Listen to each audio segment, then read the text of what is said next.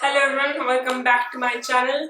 Today I have a very nice video for you. I am going to be discussing my favorite romances and books that I've read, especially very favorite books. So let's get ahead with it. So the first romance that I'd like to talk about is Selena and Dorian's romance in the Total Class series. They both really love to read books, and there's a lot of nice intensity between both of them. Dorian is a very kind man, and he is a prince of Adderlin, and he loves to read books, and he falls for Selena.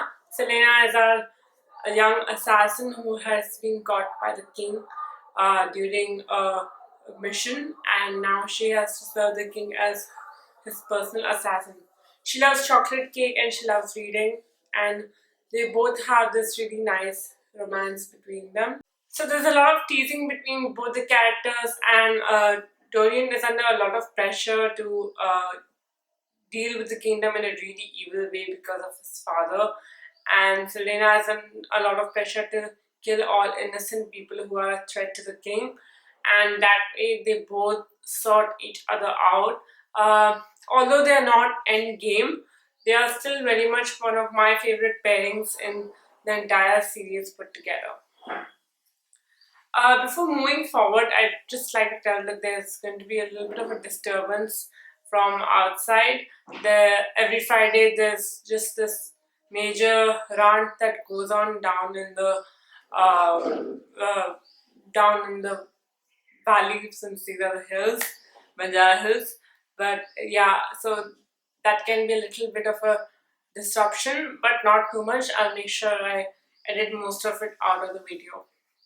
Moving on. So my next favorite couple from a book series called The Luna Characters is Cress and Captain Thorn.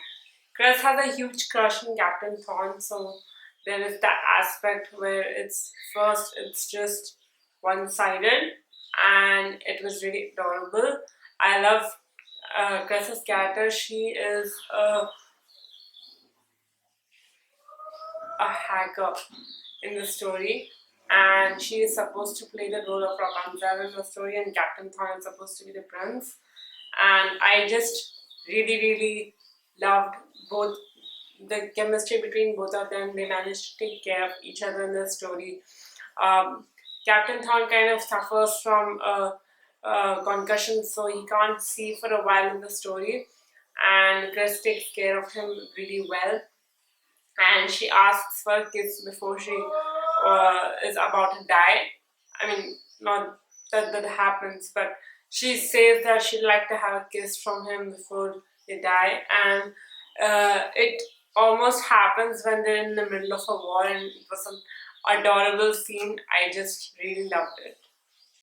You get the whole celebrity trope where one normal person likes a celebrity in the story, basically, and there's a lot of flirting because Captain Thorn is kind of a player of sorts, and he loves to flirt with women, but he finds Gus to be such a sweet character that he doesn't want to break her heart, and that's really sweet that I saw in the story. So the next couple that I'd like to talk about is Maya and Jamie from Red, White, and Royal Blue by Casey McQuiston. I really love this book. It was actually a romance book with a lot of political agenda in it, and I just fell in love with it. Jamie is a Jewish boy, and he meets Maya Rahman, a Muslim girl, and they both have to go canvassing to avoid getting a supremacist to be elected as mayor. I think it's me, I'm not sure, for the town. And there's a lot of Islamophobia going around, and a lot of phobia against Jews too. And these two together, uh, they fight these issues, and they fall in love with each other. And I just really love how both these characters support each other. It's absolutely beautiful, and that's the most that I can talk about. I really recommend reading this book because it really deals with a lot of topics such as Islamophobia in a really, really good way. And I highly recommend the book. I enjoyed it a lot. It's a contemporary romance fiction. It's not by Casey McQuiston.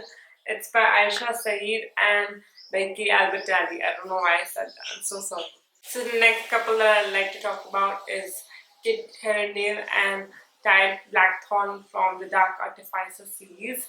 These two are 15-year-old boys, teenagers, and they have this amazing friendship between them. And I just really like that they both really understand each other.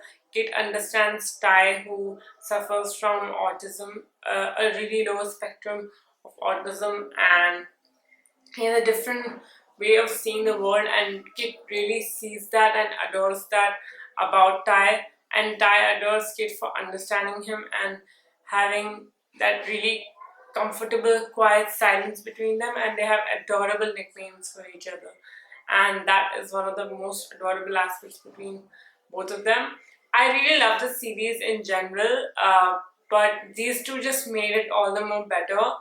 And the next couple that I'd like to talk about in this same series, and actually just generally throughout the Shadowhunter world, is Magnus and Alec.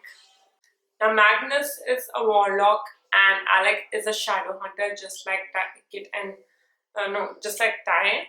And these two have amazing chemistry and understanding between each other. They grow as as individuals, and as a couple, they're very mature.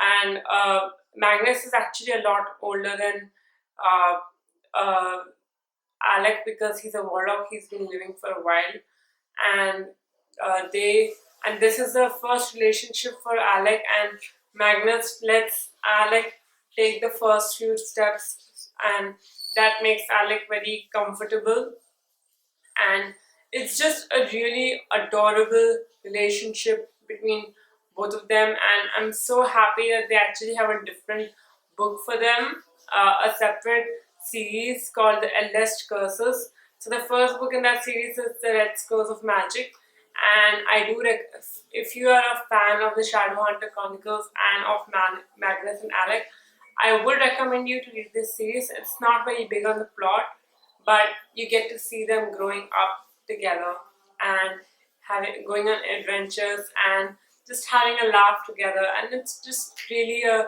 very sweet book. So that's all for today that I have for you. If I have more romances in mind, I will definitely make a part 2 for this. And until then, goodbye. This was the shortest video ever. But what can we do, guys? This is all I have. See you.